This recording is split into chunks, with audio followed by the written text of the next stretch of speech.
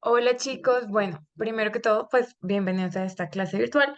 La clase de hoy o el propósito de hacerlo de esta manera es que yo les pueda dar el contenido teórico para que pues lo podamos masticar un poquito y que de pronto si esto queda grabado ustedes puedan volver sobre él y pues puedan generar pues unas propias inquietudes, unas dudas. Si esto surge, que espero que sí, estoy pendiente de recibir todas estas dudas al correo o pues que nos encontremos en la universidad para poder, digamos, traer a la conversación las inquietudes que a ustedes les surgen de este proceso. A partir de ahí, pues entonces voy a compartir pantalla para que veamos el tema de hoy.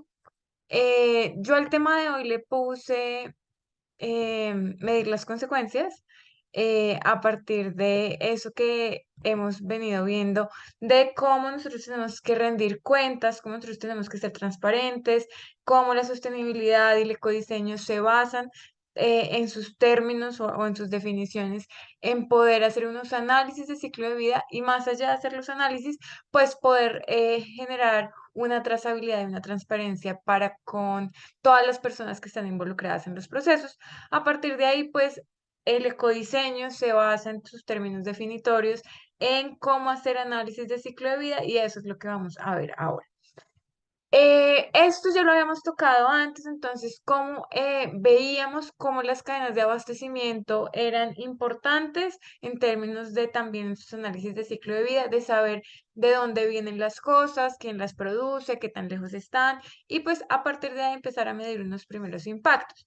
También pues hablábamos cómo desde las estrategias del diseño circular y contra la obsolescencia, empieza a haber una narrativa nueva y es que los productos pueden tener más de un ciclo de uso, ya sea recontextualizándolo, cambiándolo de usuario, remanufacturándolo, reparándolo, pero pues que evidentemente podemos generar diferentes ciclos de uso y así revertir en gran parte la obsolescencia, pero que sí está claro que hay un solo ciclo de vida y ese ciclo de vida pues termina cuando ese objeto tal cual es como está pensado pues deja de ser útil, de funcionar, se ha gastado o pues realmente pues se ha sacado toda la utilidad que tenía ahí. Entonces pasamos a cómo recuperar ya sean sus materias primas, ya sean sus funcionalidades, pero sí tener en cuenta entonces que lo primero que nosotros tenemos que entender es cómo poder proporcionar diferentes ciclos de uso a un mismo objeto y cómo medir esos ciclos de uso es importante y pues a la par también tener contemplado un ciclo de vida para poder medir sus impactos. A partir de ahí, pues entonces nosotros nos apoyamos sobre esta línea base, la triple línea de impacto, planeta, personas y rentabilidad, pues porque digamos que en una de las grandes narrativas de la economía, esto es lo que se pide y digamos que aquí en el centro estaría la sostenibilidad, que nuevamente está basada en rendir ciertas cuentas que nosotros también, como lo veíamos en la clase pasada con el greenwashing, pues esas cuentas nosotros en términos de comunicación tienen que estar soportadas sobre unas bases confiables, ya sea la data, ya sean los informes que se sacan, ya sean las fuentes primarias o secundarias, y pues cómo eso va a nutrir esta línea, triple línea de impacto que pues ya habíamos visto que se convierte en un marco de 4 momentos y hasta de 5, incluyendo la parte estética. Dicho eso, entonces, pues lo primero que nosotros tenemos que entender es la vida material.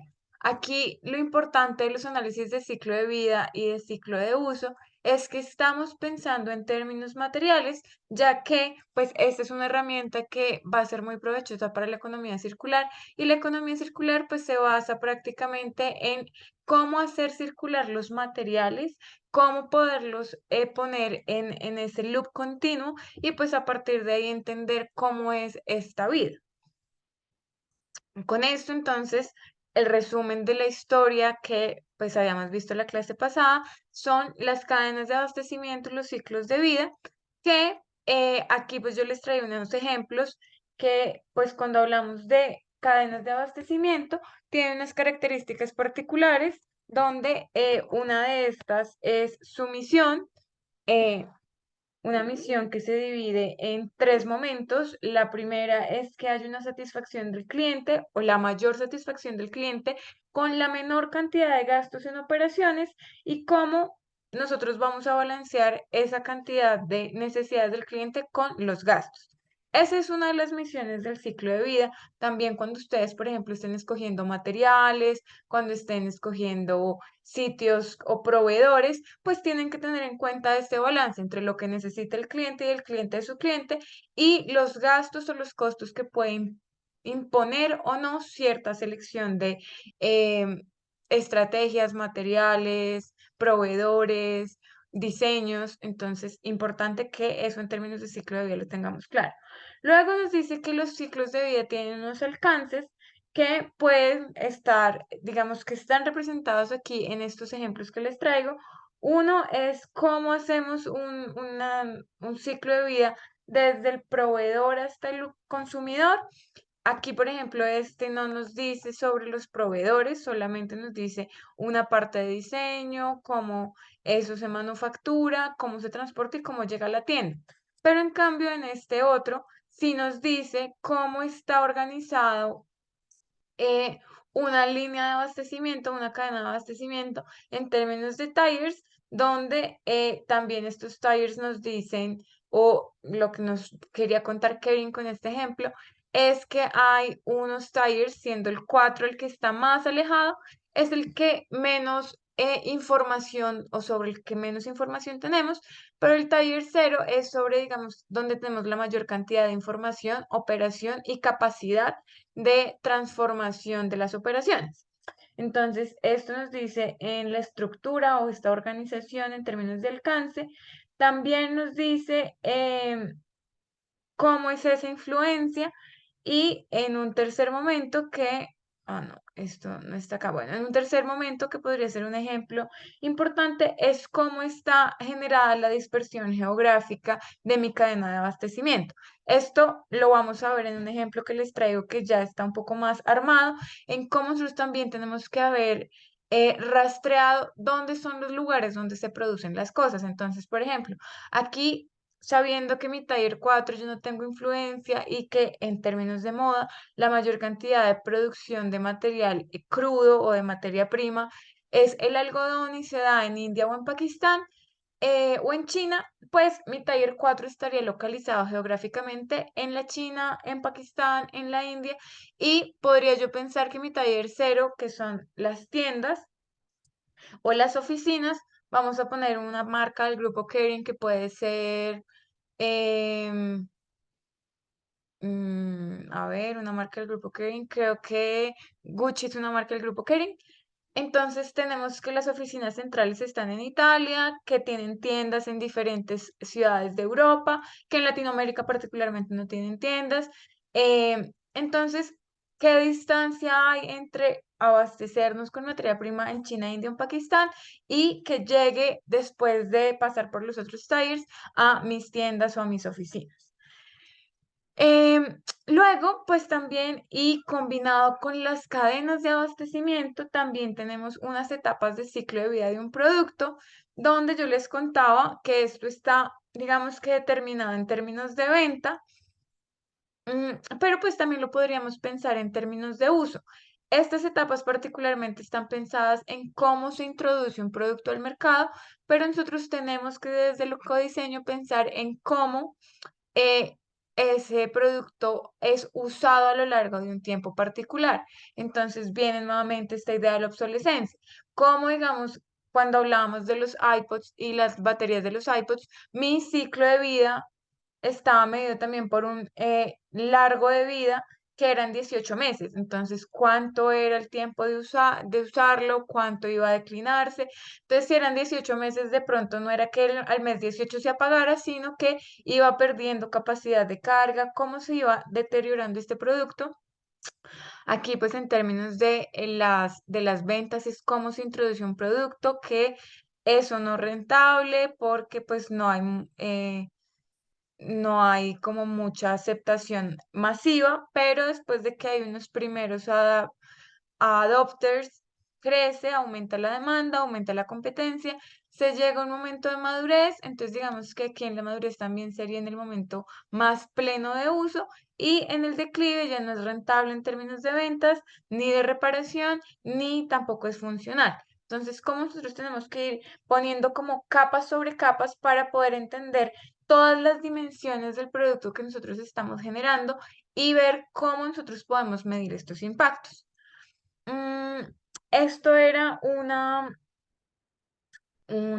ejemplo también en términos de cómo podemos hacer la circularidad. Entonces vemos que encima de la línea hay unos procesos que son de particularmente abastecimiento, diseño, producción, distribución y consumo. Y para cerrar este ciclo, que sería la manera tradicional en que hemos entendido el consumo, que es tomar, usar y botar, cómo nosotros lo podemos cerrar y cómo pues hay unos procesos de recolección, distribución del material recogido, clasificación, aprovechamiento y vuelve y se introduce dentro de una cadena de abastecimiento que tiene unas características mucho más circulares. Esto pues también es importante que ustedes piensen cómo lo podemos ir adaptando para sus marcas. Yo acá les doy, por ejemplo, un ejemplo de lo que yo hago desde mi marca. Yo patrono a mano, entonces mucho de lo que se genera es en el patronaje son residuos de papel y todo esto yo lo voy recolectando para poder llevarlo a un proveedor que me desarrolle todas las etiquetas a partir de mi propio papel reciclado o de los residuos de mi papel de patronaje para generar las etiquetas. Aquí les voy a mostrar una que tengo. Entonces, este es el papel. Bueno, no se ve muy bien, pero se las mostraré luego en clase.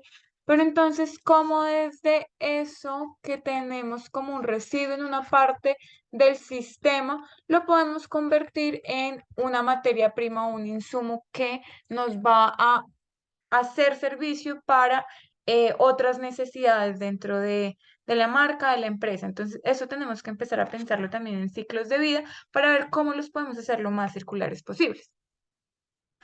Aquí entonces empezamos a ver que estos ciclos de vida se dividen en dos grandes momentos, uno que es de la cuna a la tumba, que nuevamente es la manera tradicional como hemos entendido el consumo de los productos, y otro que es de la cuna a la entrada, que es cuando llegan al consumidor.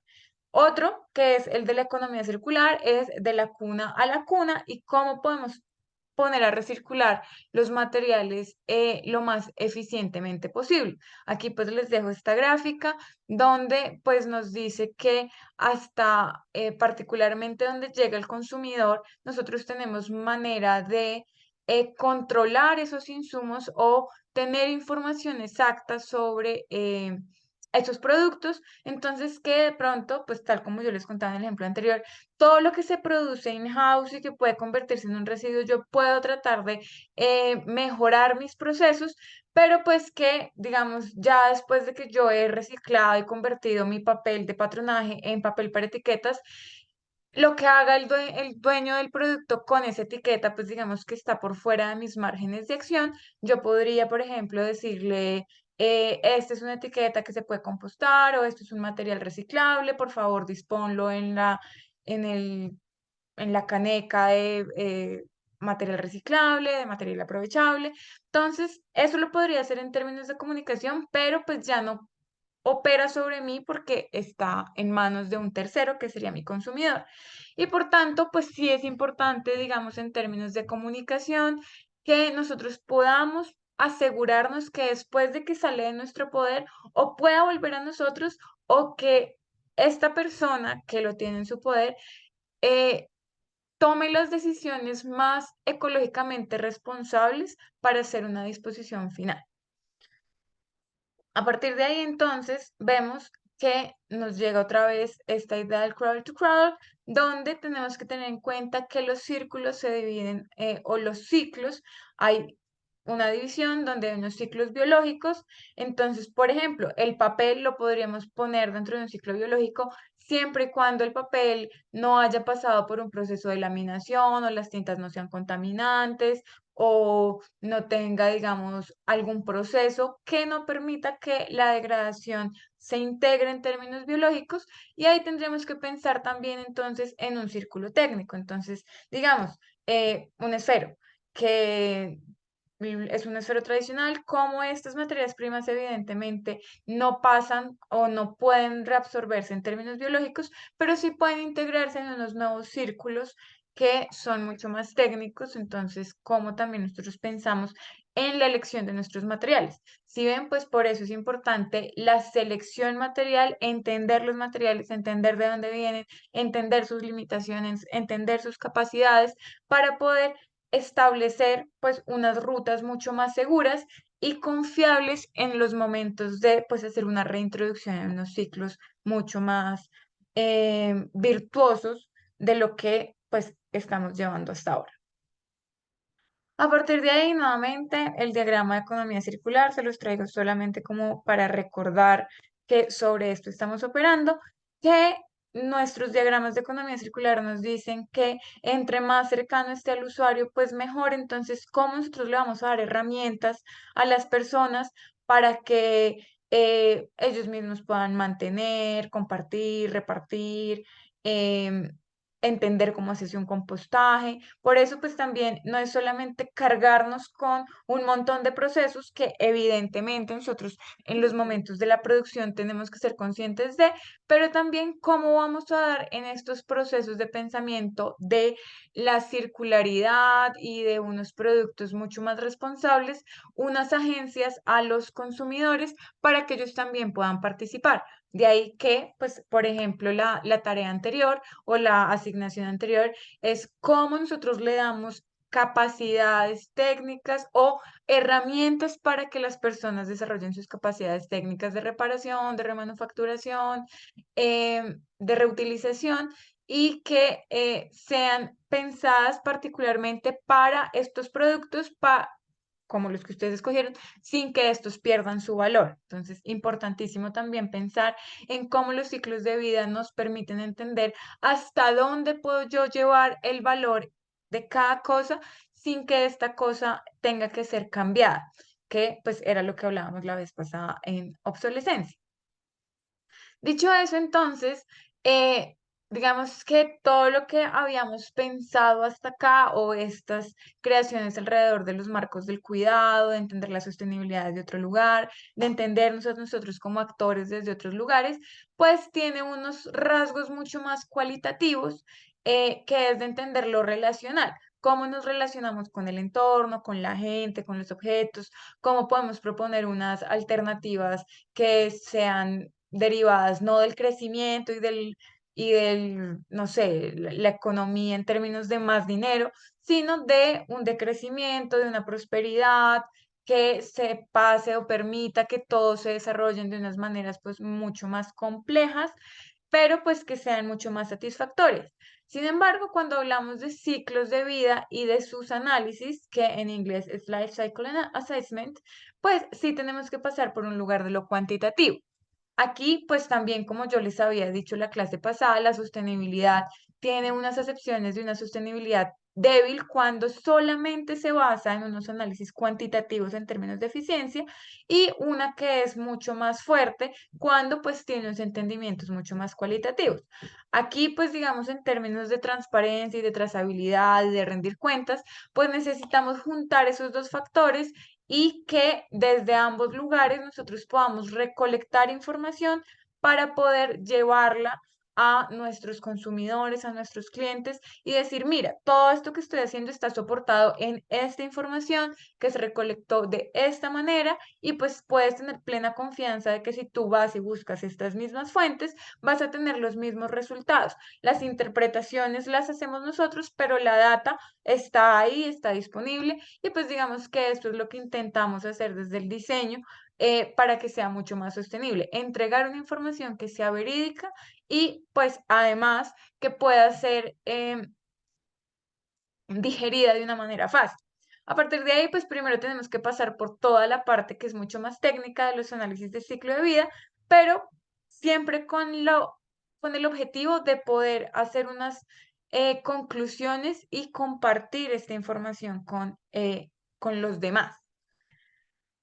A partir de ahí, pues cuando hablamos de un análisis de ciclo de vida, la definición es que es un proceso metodológico para medir los impactos ambientales asociados a las vidas de los productos en todas sus fases. Entonces, en la extracción de la materia prima, en el procesamiento de la materia prima, en la manufactura, en el diseño, en el transporte, en la comercialización, en la distribución, en el uso, en la disposición y reciclar. Hay muchos pasos intermedios, digamos, entre estos grandes nombres, que pues lo ideal sería poder rastrearlos lo más cerca posible para que, pues digamos, no perdamos de vista que hay un problema mayor en términos de, no sé, podríamos decir, em, restocking o logísticas de distribución de material. Aquí, y pues digamos que los análisis de ciclos de vida nos permiten entender dentro de un escenario los productos que nosotros estamos generando. Entonces, por ejemplo, eh, cuando estamos hablando de sostenibilidad, nosotros podríamos pensar que los materiales sostenibles son mucho mejores porque pues tienen unos menores impactos, que tienen ciertas características como que consumen menos pesticidas, como que consumen menos agua, pero en términos de análisis de ciclo de vida, voy a poner el ejemplo del algodón orgánico. eh, en principio podríamos pensar que el algodón orgánico es la mejor solución para una prenda mucho más sostenible o inclusive para una base de papel mucho más sostenible. Pero en Colombia no se produce algodón orgánico. Por tanto, lo más cerca que tenemos es Perú y tendríamos que pensar el costo del transporte y cómo eso me está generando unas emisiones de carbono. Que si yo pienso en, bueno, ¿será que mejor compro un algodón producido en Bogotá, que pues tiene estos otros impactos, pero en términos de dióxido de carbono no es tan alto? O traigo uno que es desde Perú, que va a tener que venir en avión, que va a emitir mucho dióxido de carbono. ¿Cuál es la mejor alternativa? Entonces, eso nos permite el ciclo de vida, entender todos esos pormenores para ver cuáles son las mejores decisiones o cuál es la combinación más asertiva de los elementos en términos de producir un objeto mucho más sostenible.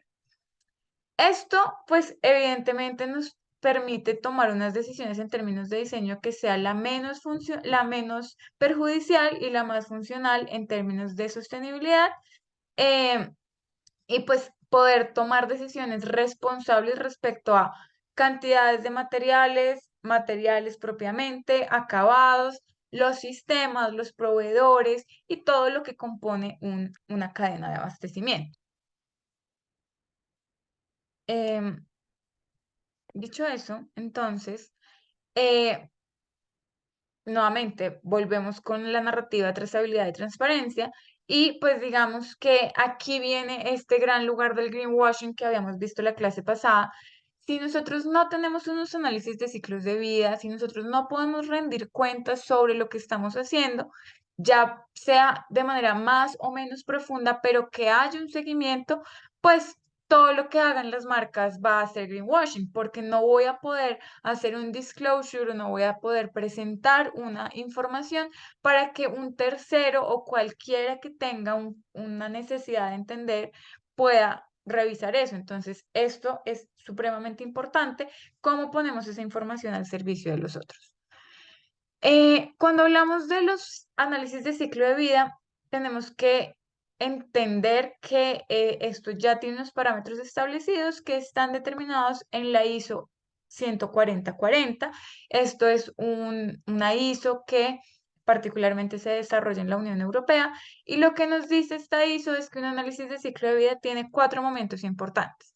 Primero, y espero que aquí recuerden en la clase de investigación, es plantear unos objetivos y un alcance. Objetivos, un verbo particular que me permita entender qué es lo que yo quiero lograr.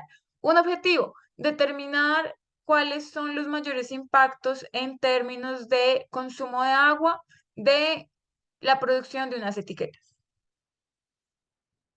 y entonces cuando hablamos de alcance, de la producción de las etiquetas para la temporada 2023 en Colombia, en Bogotá. Entonces yo ya sé qué es lo que tengo que analizar y para qué lo quiero analizar. A partir de ahí, pues permite que el análisis de ciclo de vida esté enfocado y se lleve de manera persistente.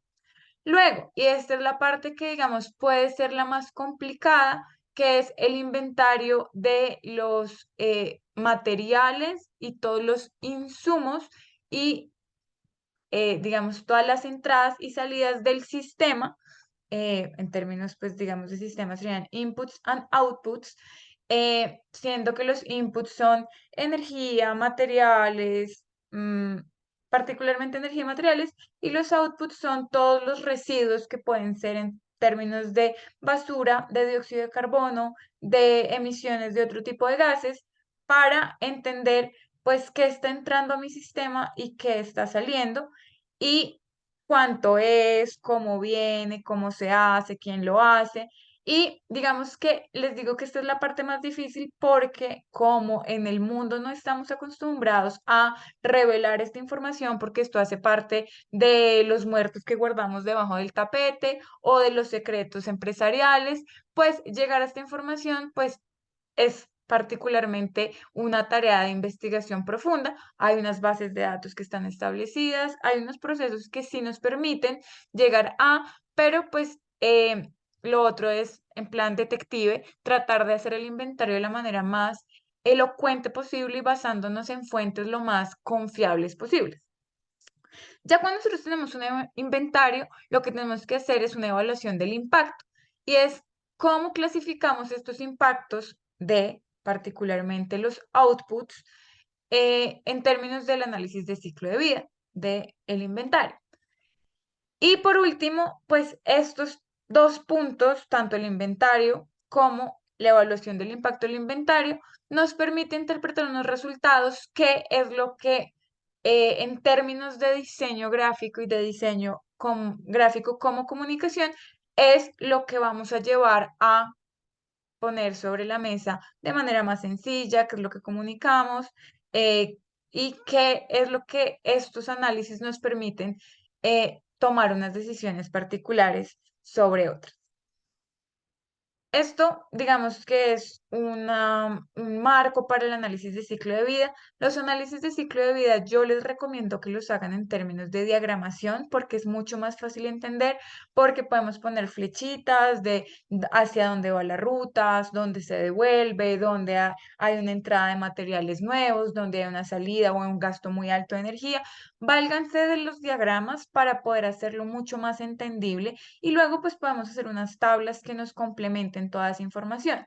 Entonces, este diagrama, digamos que recoge en gran parte lo que les acabo de contar y es primero hacer una definición del alcance y del objetivo, luego un análisis del inventario o hacer el inventario particularmente y analizar ese inventario para poder llegar a un impacto y un análisis del impacto para identificar los problemas que son mucho más significativos. Nuevamente, eso nos permite hacer una interpretación y evaluación sobre unos lugares particulares que van a ser definidos por mi objetivo y mi alcance y luego poder generar unas conclusiones, unas recomendaciones y unos reportes, que es lo que finalmente voy a comunicar. Nuevamente, todo esto lo mejor es entenderlo en términos de diagrama. Eh, Cuando nosotros tenemos estos primeros tres momentos, una definición de un objetivo y un alcance, unos materiales o un inventario que ya está pensado y que estamos analizando y que nos permite medir los impactos, podemos entender cuáles son las aplicaciones directas, porque esto no es solamente para decir que hicimos la tarea, sino cómo podemos mejorar el desarrollo del producto. Ah, no, que es que yo me di cuenta que eh, tengo un esfero y la tapa me la hacen en Cartagena, el cuerpo me lo hacen en Santa Marta, la punta me la hacen en el Chocó, la tinta me la hacen en la China y el ensamblaje me lo hacen en Bogotá. claro, es un montón de cosas que están dispersas que yo podría ver si lo puedo centralizar, si puedo pedir el mismo proveedor, si puedo tratar de disminuir los impactos, porque normalmente estas distribuciones tan segmentadas se hacen en base a un precio que sea más competitivo, pero tendríamos que pensar en términos de impactos, cómo eso nos va a hacer que nuestro producto sea mucho más competitivo. ¿Cómo vamos a planear estratégicamente nuestro abastecimiento, nuestras cadenas de abastecimiento, nuestras cadenas de diseño? ¿Cómo podemos hacer una evaluación de nuestro portafolio? No, es que yo tengo 500 productos, estos me están rankeando súper mal en términos de medio ambiente y tampoco se venden. Saquémoslos. Ah, no, estos son los que más se venden, pero tienen los impactos de medio ambiente imposibles de disminuir. Pensemos cómo podemos mejorar ese desarrollo para que pues en un futuro o en un presente, porque ya hay gente pidiendo responsabilidades en términos ambientales, puedo hacer que mi producto siga siendo competitivo, siga vendiéndose bien, pero que además tenga unos impactos positivos en el medio ambiente. Em, y pues también algo que es importante y que, digamos, en las empresas más pequeñitas no lo piden explícitamente, pero pues que con el paso del tiempo nosotros sí vamos a tener que medir y es nuestra huella ambiental en términos de empresa. Entonces, para eso sirve un análisis de ciclo de vida. Cuando hablamos entonces de los inputs y los outputs en los sistemas, yo les traje nuevamente otra gráfica. Si ven, la idea es que las gráficas sean sencillas, digeribles, que, digamos, esta la podríamos complementar con un poco más de información. Acá, por ejemplo, cuando dice posible reciclaje, ¿cómo? Aquí estamos hablando de un lugar como no específico, no singularizado de una prenda, sino de lo que pasa en la cadena del abastecimiento textil en términos de confección, producción, moda. Pero yo sí podría hacer esto, o lo importante es que ustedes lo hagan con un producto particularizado, de dónde se extrae el material, quiénes son los cultivadores, quiénes son los que lo cosechan, quiénes son los que hacen toda la producción en términos de transformación del material, quién lo manufactura. Aquí, por ejemplo, en ningún momento está pensado el diseño, pero pues nosotros sí tenemos que pensar que el diseño hace parte importante del ciclo de vida y que eso va a impactar enormemente en la toma de decisiones. Entonces, ¿cuántas horas me demoro haciendo el diseño? ¿Cómo lo tengo pensado? X, Y, Z para poder poner más información. Y aquí, si ustedes ven, pues nos están mostrando que solamente hay un input, porque esto está súper simplificado, que es la materia prima que se va transformando para convertirse en un output que es una prenda que se desecha. Pero si nosotros hacemos un ejercicio más juicioso, yo sabría que en el input de mi materia prima hay pesticidas, hay agua, hay abonos, hay fertilizantes, que todo eso está entrando a mi sistema. Que cuando estoy transformando el algodón en una fibra, hay también nuevamente agua, hay energía, hay vapor, hay suavizantes, hay decolorantes, hay blanqueadores, hay tinturas, hay metales pesados que están ingresando al sistema y que en algún momento están saliendo. De pronto, esos metales pesados con los que se tinturó aquí no van a llegar directamente a la fábrica en términos de manufactura, sino que van a ir a un río, porque no tenemos un sistema de aguas residuales, no tenemos un sistema de limpieza. Todo eso lo tenemos que ir pensando paso a paso. Nuevamente, aquí, por ejemplo, si nos dice que, o acá nos muestra tres momentos, uno que es del crawl to grave, otro que es del cradle to grave, pero después de pasar por un reuso y una reutilización, y otro que es un crawl to cradle. Entonces también nosotros podemos ver cómo podemos hacer esas evoluciones de un proceso, decirle a nuestros clientes, bueno, tú en este momento tienes este objeto que pasa de la cuna a la basura y no hay ningún proceso intermedio, o sea, estamos en una economía lineal 100%. Podemos ver si esto puede pasar por un reuso, una reutilización, una remanufacturación, una recontextualización. ¿Va a terminar de pronto en la basura? Sí, pero voy a extender su ciclo de uso. Y Un último es, vamos a volverlo circular y acá pues cuáles son las fases. Aquí tendremos que pensar, bueno, en distribución, ¿qué input le estoy metiendo? En producción, ¿cómo puedo hacer una explosión de esa producción? En términos de manufactura. Estos son todos gráficos para que ustedes se guíen en términos de qué es lo que quiero que pase para que estos se vuelvan insumos importantes para las marcas con las que ustedes están trabajando.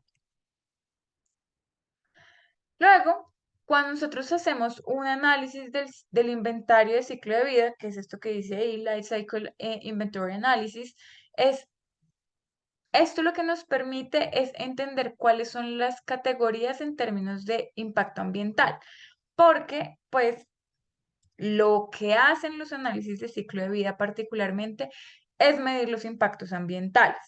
¿En términos de qué? De cambio climático. ¿Cómo se mide el impacto en cambio climático? Particularmente por la cantidad de dióxido de carbono que emite un proceso o un producto. Luego, agotamiento de la capa de ozono. ¿Qué otros gases, efecto invernadero, está produciendo mi proceso de producción? Acidificación del agua y de la tierra. ¿Cómo está cambiando la acidez o el pH de la tierra y del agua? Entonces, por ejemplo, en términos de cultivos, si utilizo muchos fertilizantes, eso va a acidificar mucho la tierra y va a hacer que cada vez sea menos productivo. Y pues si esto llega al agua, pues también va a hacer que se acidifique el agua. Entonces, ¿qué de esos elementos que yo estoy usando están haciendo en este momento a un futuro que tierra y agua cambien de pH?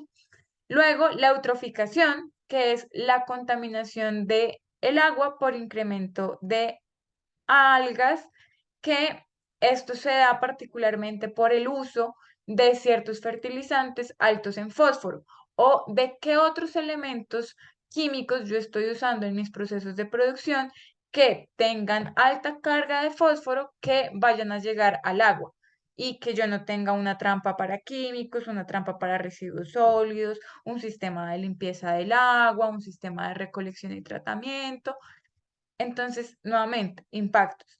Y por último, el consumo de fuentes de energía no renovables. Entonces aquí, por ejemplo, no es que la fábrica que produce esto opera con diésel, con carbón, los carros de transporte utilizan gasolina tradicional y eso va emitiendo gases que afectan a esta primera fase, pero que además está pensando o está afectando el la reserva o las fuentes de energía no renovable. Entonces, ¿cómo nosotros tenemos que ver qué procesos podemos transicionar hacia unas fuentes de energía renovable?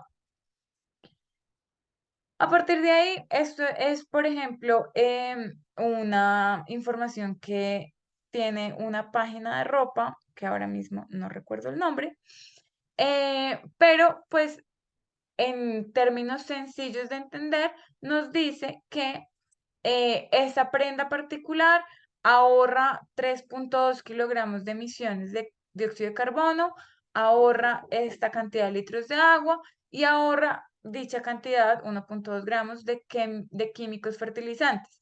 Luego, esto que aquí está diagramado de una manera sencilla, está soportado por una explosión de datos mucho más poderosa que podemos encontrar como un adjunto. Entonces, nuevamente, a diferencia de la página del ejemplo que les mostraba en Greenwashing, que es solamente una información pero que no está soportada por nada, esto sí me lo hace mucho más digerible, pero hay una recolección de información que me valida esto. Y pues acá dice que esto se compara con eh, el desarrollo tradicional o convencional de un producto de vestir hecho con piezas nuevas, con materiales nuevos. Cuando hablamos entonces de hacer un análisis del inventario de ciclo de vida, tenemos que pensar en cuáles son los ecocostos que nos está generando nuestro ciclo de vida, nuestro inventario de materiales, nuestro inventario de recursos. Y a partir de ahí tenemos que pensar cuáles son los costos que hay que asumir para eliminar esos impactos ambientales. Entonces, un ejemplo, no es que toda la fábrica opera con carbón. Yo tengo que asumir como empresa el costo para transicionar a un abastecimiento, ya sea a partir de una hidroeléctrica o a partir de una fuente renovable, como puede ser paneles solares, que claro, en términos de inversión va a costar, pero pues yo hago esto para reducir los impactos ambientales. Esto pues se expresa en dinero, cuánto me va a costar hacer estas transiciones y pues son, digamos, unos costos virtuales porque todavía no están ingresados en nuestros estilos de vida. Entonces, aquí sí es importante ver cuáles son los costos en dinero que una empresa, una marca o una institución tendría que hacer para, en términos de pagar por esas transiciones, para mejorar sus sistemas, van a hacer que sean mucho más amigables con el medio ambiente. Aquí entonces les traigo un ejemplo que ya vamos a analizar más a profundidad, pero lo importante de aquí también, y que no se los dije desde el principio, es entender que los análisis de ciclo de vida solamente mm, proporcionan información en términos de impacto ambiental. Dejan por fuera todo lo que puede ser impacto cultural e impacto social. Y tampoco tienen una respuesta en términos de impacto económico. No porque nosotros hagamos un análisis muy intensivo que nos permita determinar cuáles son los mejores caminos para reducir los impactos, eso va a estar ligado de manera directa a una reducción de costos. Muchas veces pasa lo contrario, que no son eficientes las transformaciones en términos de costos y por eso muchas veces las empresas deciden no hacer esas transiciones, pues porque lo más fácil es no hacer nada, no cambiar nada para no impactar los recursos económicos. Em, Aquí entonces les traigo un ejemplo,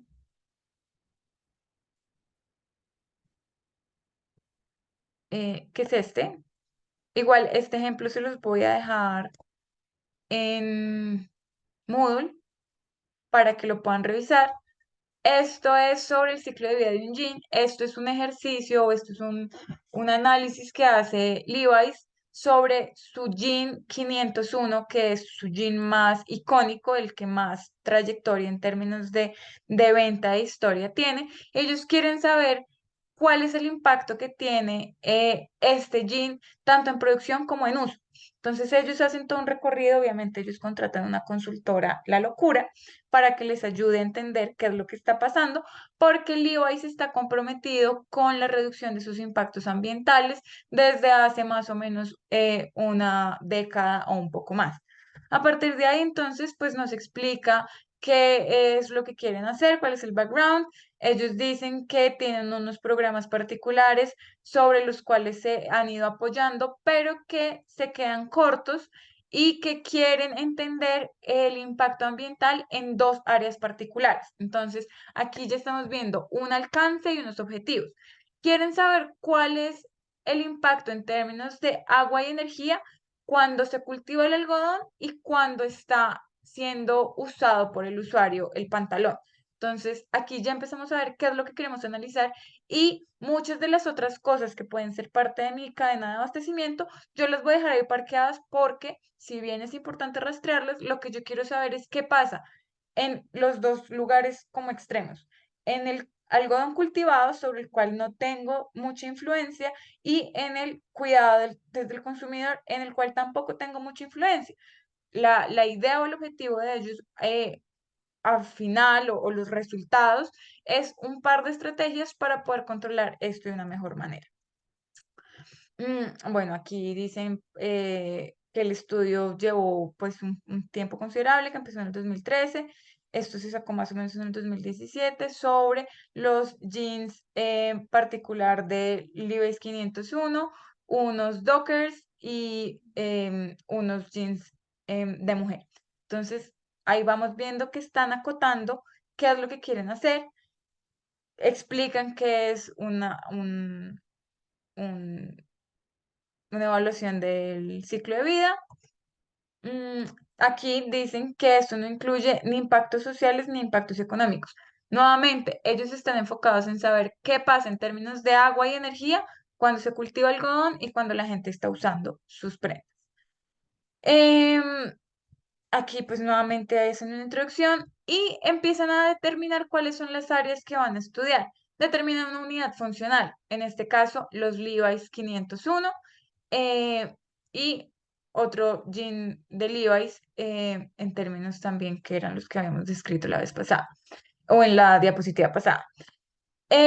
¿Cuáles son los mercados? Porque entonces aquí empiezan a determinar, bueno, Levi's vende en todas estas partes del mundo, pero nosotros queremos saber cuáles son las actividades o las acciones de los consumidores en Estados Unidos, el Reino Unido, Francia y China. El resto de los países no los vamos a analizar por ahora, pero entonces ya nuevamente vamos poniéndonos un límite.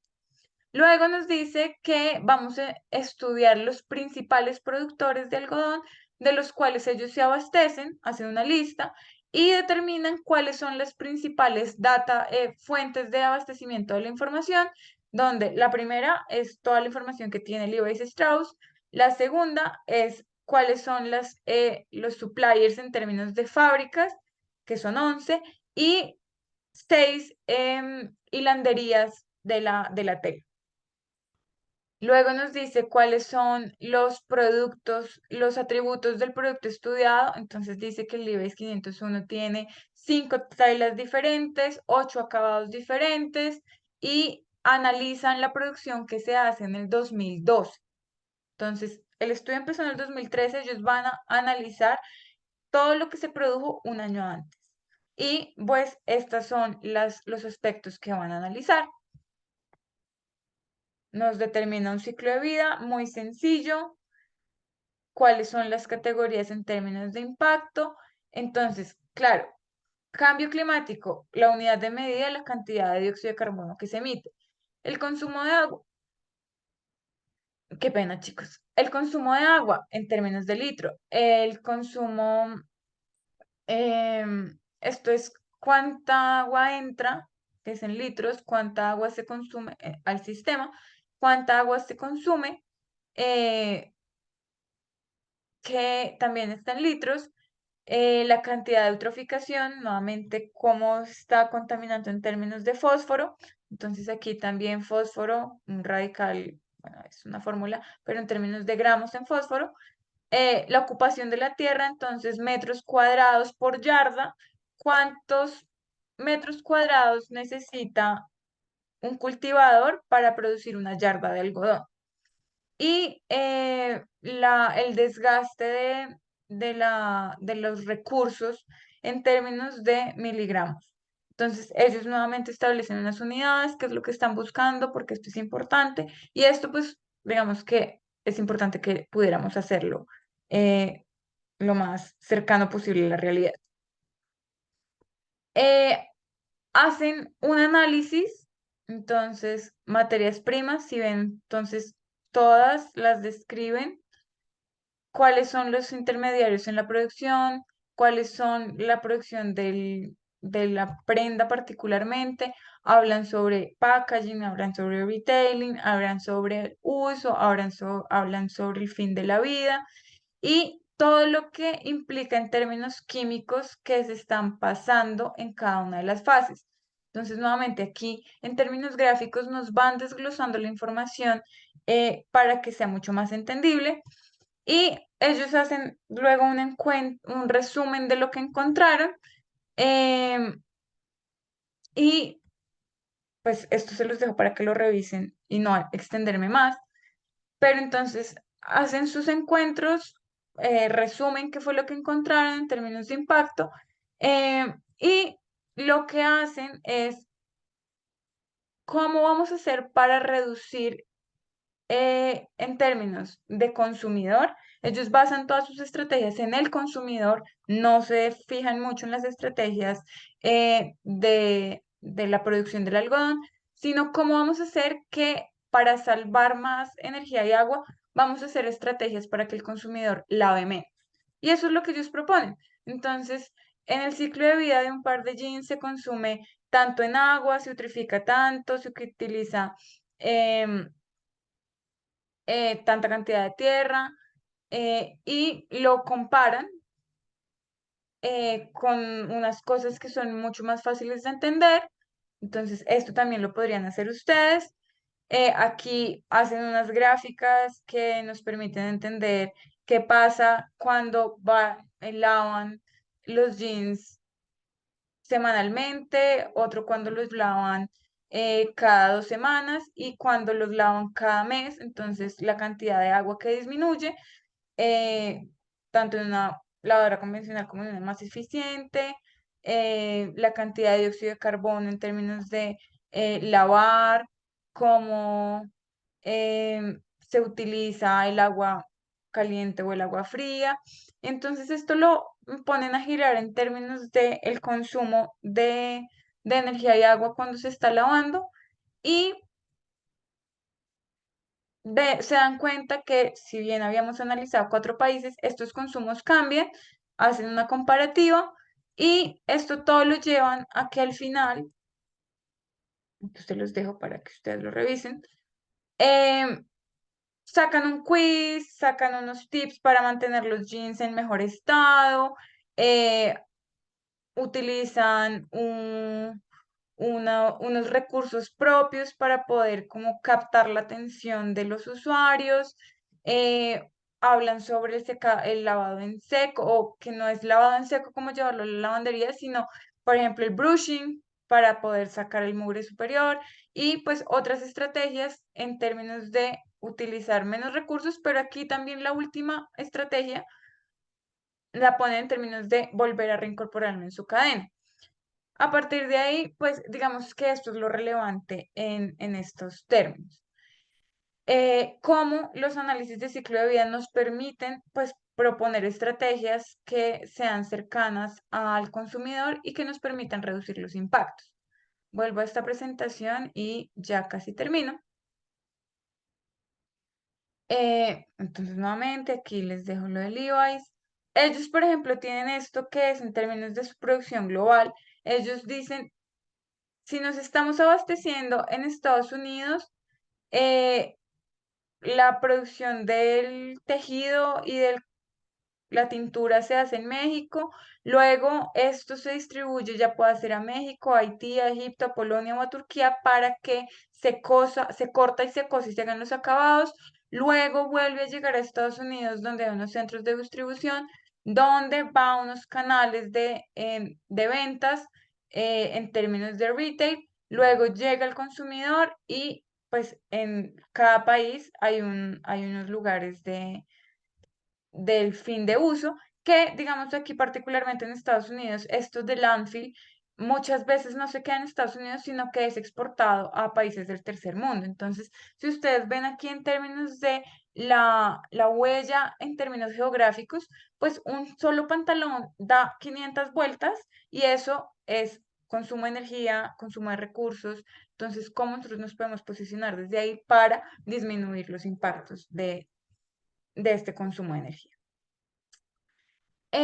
Para que haya un buen análisis de ciclo de vida, pues lo importante es la calidad de información, que sea creíble, que sea de fuentes confiables, que ustedes puedan referenciar eficientemente, porque claro, si no es que don Chucho me contó que, claro, pero ya don Chucho, ¿quién le contó o cómo nosotros podemos rastrear para que esta información que estemos entregando sea la mejor y pues evidentemente siendo la mejor, nosotros podemos tener la mayor cantidad de mediciones y hacer pues unas interpretaciones de los impactos mucho más accurate.